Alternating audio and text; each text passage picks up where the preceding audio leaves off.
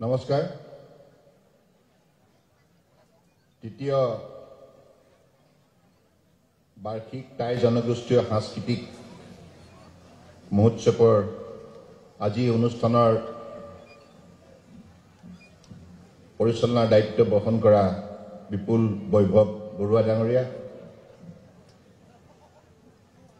Today we have the honorable guest from Manipur,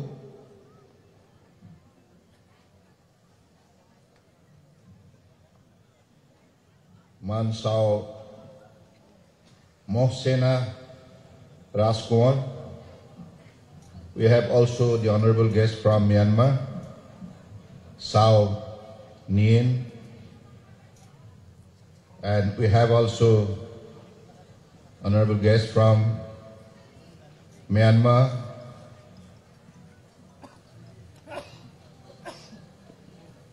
Yang Guna. Is it okay? और आज ये सभात उपस्थित থকা সোণোৱাল কছাৰী সাহিত্য সভা সভাপতি মোহন সোণোৱাল ডাঙৰীয়া ফাকে জাতীয় পৰিষদৰ প্ৰেমথী গোহাঁই ডাঙৰীয়া ভিক্ষু সদৌ অসম বুদ্ধ সভাপতি শ্ৰদ্ধেয় জ্ঞানপাল মহাথে মুখ্য কাৰ্যবাহী সদস্য মতক সাহিত্য পৰিষদ ডেভিড চেতিয়া ডাঙৰীয়া সদৌ অসম সোণোৱাল কছাৰী ছাত্ৰ সন্থাৰ সভাপতি দেৱানন্দ চেৰেং ডাঙৰীয়া সদৌ অসম সোণোৱাল কছাৰী সাহিত্য পৰিষদৰ মুখ্য কাৰ্যবাহী সদস্য টংকেশ্বৰ সোণোৱাল ডাঙৰীয়া দুলিয়াদান বিধানসভা সমষ্টিৰ জনপ্ৰিয় বিধায়ক তেৰছ গোৱালা ডাঙৰীয়া বিশিষ্ট সাহিত্যিক গুণেশ্বৰ সোণোৱাল ডাঙৰীয়া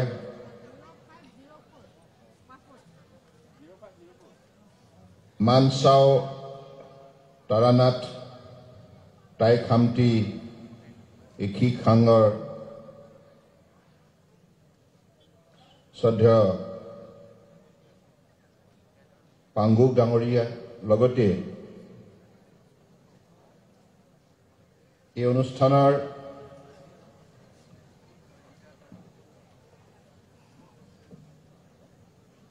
উদযাপন সমিতিৰ মাননীয় মুখ্য সম্পাদক সঞ্জীৱ ৰাজকোঁৱৰ ডাঙৰীয়া কাৰ্যকৰী সভাপতি উদযাপন সমিতি ইন্দ্ৰ গগৈ ডাঙৰীয়াৰ লগতে প্ৰাক্তন বিধায়ক তথা অসম পৰ্যটন উন্নয়ন নিগমৰ মাননীয় অধ্যক্ষ ঋতুপৰ্ণ বৰুৱা ডাঙৰীয়া আৰু এই মঞ্চত উপস্থিত থকা পৰম শ্ৰদ্ধাৰ বিশিষ্ট ব্যক্তিসকল সকলোৰে মই নাম ল'ব নোৱাৰাৰ বাবে আপোনালোকে যেন মোক ক্ষমা কৰে সকলোকে মই শ্ৰদ্ধা জনাইছোঁ আৰু সন্মুখত বহি থকা পৰম শ্ৰদ্ধাৰ ৰাইজ আপোনালোকৰ প্ৰতি বিশেষভাৱে মই মোৰ শ্ৰদ্ধা নিবেদন কৰিছোঁ আজি এই অনুষ্ঠানৰ যোগেদি আমাৰ যিটো জাতীয় গৌৰৱ আজি ইয়াক অক্ষুণ্ণ ৰখাৰ স্বাৰ্থত আৰু টাই জনগোষ্ঠীয় যি শক্তিশালী ইতিহাস আছে ঐতিহ্য আছে ৰীতি নীতি কৃষ্টি সংস্কৃতি ভাষা সাহিত্য সকলোবিলাক আজি একবিংশ শতিকাত পুনৰ ইয়াক শক্তিশালী ৰূপত আত্মপ্ৰকাশ কৰাবৰ বাবে উঠি অহা ছাত্ৰ ছাত্ৰীসকলে অসমৰ সমাজ জীৱনত ভাৰতবৰ্ষৰ সমাজ জীৱনত যাতে জনতা অৱগত হয় জনগোষ্ঠীটোৰ বিষয়ে সবিশেষ জানিবলৈ সক্ষম হয় আৰু দক্ষিণ পূব এছিয়াৰ মংগোলীয় গোষ্ঠী ঠাল ঠেঙুলি টাইৰ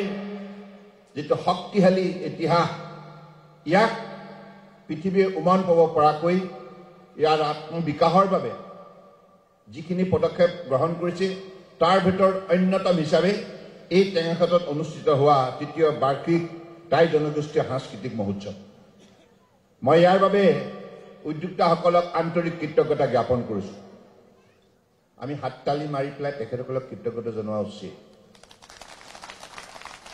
কাৰণ মই নিজে উপলব্ধি কৰোঁ আজি পৃথিৱীখন আমি ১বিংশ শতিকাৰ বাসিন্দা হিচাপে বা এই সময়ৰ সমাজৰ একোগৰাকী দায়িত্বশীল নাগৰিক হিচাপে আমি আহি থকা হাজাৰ হাজাৰ বছৰৰ বাবে এতিয়াই আমি আমাৰ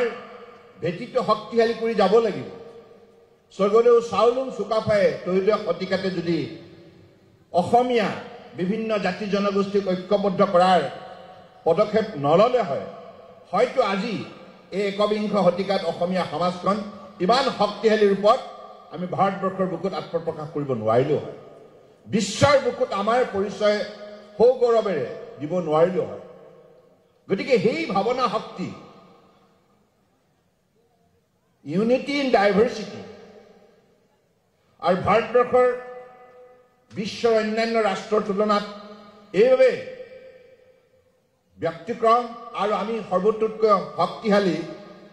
কাৰণ we are the largest democracy in the world আমাৰ ডেমক্ৰেচি আৰু আমাৰ ডাইভাৰ্চিটি এই তিনিটা দিয়ে আজি ভাৰতবৰ্ষক বিশ্বৰ বুকুত আটাইতকৈ শক্তিশালী ৰাষ্ট্ৰ হিচাপে গঢ়ি তোলাত সহায় কৰিছে আৰু সেইবাবে আমি ইতিহাস অধ্যয়ন কৰিবই লাগিব আজি যি ৫,০০০ বছৰ আগতে আমি কি অৱস্থাত আছিলোঁ তাৰ পৰা আমি কেনেধৰণে বিভিন্ন ঠাল ঠেঙুলি হিচাপে বিভিন্ন মূলৰ পৰা উৎপত্তি হলো আৰু তাৰ পাছত আমাৰ কৰ্ম বিকাশ কেনেধৰণে হ'ল কৃষ্টি সংস্কৃতি ভাষা সাহিত্য আমাৰ লোকবিশ্বাস বাদ্যযন্ত্ৰৰ পৰা আৰম্ভ কৰি আমাৰ সমাজ ব্যৱস্থা এই সকলোবিলাক কেনেধৰণে গঢ় লৈ উঠিল এই কথাবিলাক জানিব লাগিব এইবিলাক নজনাকৈ নিজৰ জাতীয় পৰিচয় বিশ্বৰ বুকুত শক্তিশালী ৰূপত দিয়াটো সম্ভৱ নহয় গতিকে সেইকাৰণে মই আমাৰ অসমীয়া জাতিৰ পিতৃপুৰুষ স্বৰ্গদেউ চাওলুং চুকাফাৰ প্ৰতি মই কৌটি প্ৰণিপাত জনোৱাৰ লগতে স্বৰ্গদেউ যিখিনি অৱদান এই অৱদান আজি অসমীয়া জাতিয়ে নিশ্চিতভাৱে শলাগ ল'বই লাগিব আৰু ইয়াৰ পৰাই আজি অনুপ্ৰেৰণা বুটলি আপোনালোকে দেখিছে ভাৰতবৰ্ষৰ মাননীয় প্ৰধানমন্ত্ৰী নৰেন্দ্ৰ মোদী ডাঙৰীয়াও ভাৰতবৰ্ষৰ ১৪০ কোটি ৮৪ লাখ ভিন্ন ভিন্ন জাতি জনগোষ্ঠী ভাষা ভাষী ধৰ্মাৱলী লোকক ঐক্যবদ্ধ কৰিবৰ বাবে স্বৰ্গদেউ চাওলুং চুকাফাই যি নীতি অৱলম্বন কৰিছিল সাৰ্বজনীন মানৱীয় নীতি আৰু সেই নীতিকে আজি মোদী ডাঙৰীয়াই নামাকৰণ কৰিছে সবকা সাথ সবকা বিকাশ সবকা বিশ্বাস আৰু সবকা প্ৰয়াস যাৰ যোগেদি আজি ভাৰতবৰ্ষই বিশ্বৰ বুকত এটা সুকীয়া স্থান দখল কৰিবলৈ সক্ষম হৈছে আৰু প্ৰতিটো জনগোষ্ঠীয়ে নিজৰ নিজৰ মাতৃভাষা গুৰুত্ব প্ৰদান কৰি ভাষা সাহিত্যৰ উন্নয়নৰ বাবে বিভিন্ন ধৰণৰ বিজ্ঞানসন্মতভাৱে ইতিমধ্যে অধ্যয়ন আৰু গৱেষণা সমান্তৰালভাৱে আগুৱাই নিয়াৰ বাবে প্ৰয়াস কৰিছে গতিকে টেঙাখাটৰ এই অনুষ্ঠানটোক তেনেধৰণে আমি মূল্যাংকন কৰিব লাগিব অসমীয়া জাতিক শক্তি প্ৰদান কৰা অনুষ্ঠান অসমীয়া জাতিক দিক নিৰ্ণায়ক ভূমিকা পালন কৰাৰ অনুষ্ঠান গতিকে সেইকাৰণে ঐক্যবদ্ধতাৰে আমি যিমানেই থাকিম আমাৰ মাজত আন্তৰিকতা যিমানেই গঢ় লৈ উঠিব সিমানেই শক্তিশালী হ'ম মহাবীৰ লাচিত বৰফুকনে ইতিহাসৰ পাতত এই কথা সোণালী আখৰে লিখি থৈ গৈছে সকলো জাতি জনগোষ্ঠীৰ লোকক ঐক্যবদ্ধ কৰি মোগলৰ বিৰুদ্ধে যদি শক্তিশালী জাতীয় চেতনা দিব নোৱাৰিলে হয় তেতিয়া হয়তো আজি আমি পৰাধীন হৈ থাকিব লগা হ'ল কেৱল অসমেই নহয় দক্ষিণ পূব এছিয়াৰ অধিকাংশ অঞ্চল মোগলৰ দখললৈ গ'ল হয় কিন্তু সেইবাবে মহাবীৰ লাচিত বৰফুকনৰ আদৰ্শক সকলো সময়তে আমাৰ জীৱনৰ প্ৰেৰণা হিচাপে আমি জীয়াই ৰাখিব লাগিব এটা জাতীয় চৰিত্ৰ নিৰ্মাণ কৰিব লগা হ'লে যুদ্ধৰ স্থলীত কৰ্মস্থলীত কেনেধৰণে নিজৰ একাগ্ৰতা সততা নিষ্ঠা মাতৃপ্ৰেম ভাৱনা শক্তি জগাই তুলিব লগা হয় লাচিত বৰফুকনে দেখুৱাই গৈছে গতিকে সেইকাৰণে মই ভাবো যে এই ঐক্যবদ্ধতাই আমাক অধিক শক্তিশালী কৰি তুলিব মই যিদিনাখন ইন্দ্ৰ গগৈক সুধিছো যে কি অনুষ্ঠান পাতিছে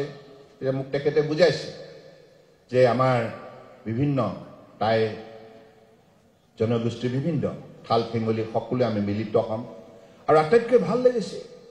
যে বিভিন্ন অসমৰ জাতি জনগোষ্ঠীক এক ঐক্যবদ্ধ কৰি তোলা হৈছে গতিকে এতিয়া বিজ্ঞানৰ যুগত আজি আপুনি মই সকলোৱে দেখিছো মানৱ সমাজ আজি প্ৰযুক্তিৰ দ্বাৰা বিশেষভাৱে প্ৰভাৱান্বিত প্ৰযুক্তিৰ প্ৰভাৱত আজি মানৱ সভ্যতাই উন্নয়নৰ দিশত গতি কৰিছে কিন্তু এই প্ৰযুক্তিৰ লগত সমান্তৰালভাৱে মানৱতাৰ অনুভূতি আন্তৰিকতা মৰম চেনেহ শ্ৰদ্ধা ভক্তি মূল্যবোধ সমান্তৰালভাৱে গতি কৰিব লাগিব তেতিয়া মানৱ সমাজ মৰ্যাদা সহকাৰে জীয়াই থাকিব পাৰিব কেৱল প্ৰযুক্তিৰ প্ৰভাৱত মানৱ সমাজ যদি পৰিচালিত হয় মানৱতাৰ ভৱিষ্যত কি হ'ব গতিকে মানৱতাক গঢ় দিয়াৰ বাবে এই সমন্বয়ৰ সুন্দৰ মঞ্চ এই টেঙাখাটত গঢ় দিয়া হৈছে এইখন সমন্বয় মঞ্চই সকলো সময়তে বিভিন্ন জাতি জনগোষ্ঠীৰ মাজত আন্তৰিকতা আৰু ভাতৃত্ববোধ গঢ় দিব ইয়াৰ মহানতা আজি তেনেধৰণে প্ৰকাশ পাইছে গতিকে মই বেছি দীঘলীয়া বক্তব্য নাৰাখো আৰু এখন সভা আছে মই আপোনালোকক যে মই এই এটাই ভাল লাগিছে যে এই টেঙাখাটত এটা খুব সুন্দৰ আপোনালোকে সাংস্কৃতিক সামাজিক এটা শক্তিশালী আধ্যাত্মিক পৰিৱেশো গঢ় দিছে আৰু মই ভাবো যে বিশেষকৈ উঠি অহা ছাত্ৰ ছাত্ৰীসকলৰ মনত এটা প্ৰৱণতা বৃদ্ধি কৰিব লাগিব আগ্ৰহ গঢ়ি তুলিব লাগিব যে জনাৰ আগ্ৰহ আমাৰ উপৰি পুৰুষ কেনে আছিল কি কৰিছিল কি খাইছিল কাক বিশ্বাস কৰিছিল আধ্যাত্মিকভাৱে তেখেতৰ চিন্তা চৰ্চা কেনে আছিল আৰু চুবুৰীয়া ৰাইজৰ সৈতে মিলাপ্ৰীতিয়ে কেনেধৰণে সমাজ গঠন কৰিছিল এই সকলোবিলাক কথা সূক্ষ্মভাৱে জনাৰ ইচ্ছা প্ৰকাশ যদি আমাৰ উঠি অহা প্ৰজন্মৰ মনত গঢ় লৈ উঠে তেতিয়াহ'লে আমি নিশ্চিতভাৱে এই ক্ষেত্ৰত বহু সফলতা অৰ্জন কৰিব পাৰিম কাৰণ আমি তেখেতসকলক এই ক্ষেত্ৰত জড়িত কৰিবই লাগিব কাৰণ এটা সময়ত সময়ে প্ৰশ্ন কৰিব তোমালোকে অতীতক কেনেধৰণে সন্মান সহকাৰে তোমালোকে স্মৰণ কৰিছা অতীতৰ সেই শক্তিশালী মুহূৰ্তবিলাক যি মুহূৰ্তত আমাৰ উপৰি পুৰুষে অসাধ্য সাধন কৰি গৈছে বিভিন্ন কৰ্মক্ষেত্ৰত সেইবিলাক কথা তোমালোকে স্মৃতিচাৰণ কৰিছানে নাই আৰু সেইবিলাককে প্ৰেৰণা হিচাপে লৈ অনুপ্ৰেৰণা হিচাপে লৈ ভৱিষ্যত জাতিটোক গঢ় দিয়াৰ বাবে শক্তিশালী কৰাৰ বাবে কি পদক্ষেপ কি পৰিকল্পনা কি নীতি হাতত লৈছা এই প্ৰশ্ন সদায় থাকিব গতিকে এই প্ৰশ্নৰ যোগ্য প্ৰত্যুত্তৰ দিব লগা হ'লে এনেধৰণৰ কাৰ্যসূচী অত্যন্তই প্ৰাসংগিক গতিকে সেইবাবে মই আশা ৰাখিছোঁ যে আমাৰ এই অনুষ্ঠানত আপোনালোক সকলোৱে যিখিনি কষ্ট স্বীকাৰ কৰিছে নিশ্চিতভাৱে ই ফলপ্ৰসূ হ'ব আৰু মোৰ শুভেচ্ছা আছে মইতো আপোনালোকে জানে যে আপোনালোকে মোক এইবাৰো জনপ্ৰতিনিধি হিচাপে এই সমষ্টিৰ পৰা নিৰ্বাচিত কৰি পঠিয়াইছে গতিকে ৰাইজৰ যি মৰম যি স্নেহ যি আন্তৰিকতা মই কোনোদিনেই পাহৰিব নোৱাৰো আৰু এইবিলাকেই হৈছে সমাজ নিৰ্মাণ কৰা ৰাষ্ট্ৰ নিৰ্মাণ কৰা আটাইতকৈ ডাঙৰ শক্তিৰ আধাৰ গতিকে সমাজ য'ত ঐক্যবদ্ধ হয় সেই সমাজ পৃথিৱীৰ আটাইতকৈ সৰ্বতোপ্ৰকাৰে শক্তিশালী হয় গতিকে সেইকাৰণে মই ভাবো যে এই সমন্বয়ৰ ধাৰা বোৱাবৰ বাবে আপোনালোকে যি প্ৰচেষ্টা হাতত লৈছে এই প্ৰচেষ্টা নিশ্চিতভাৱে সফল হ'ব তাকে কামনা কৰি মই মোৰ বক্তব্য সামৰিলোঁ ধন্যবাদ জয় হিন্দ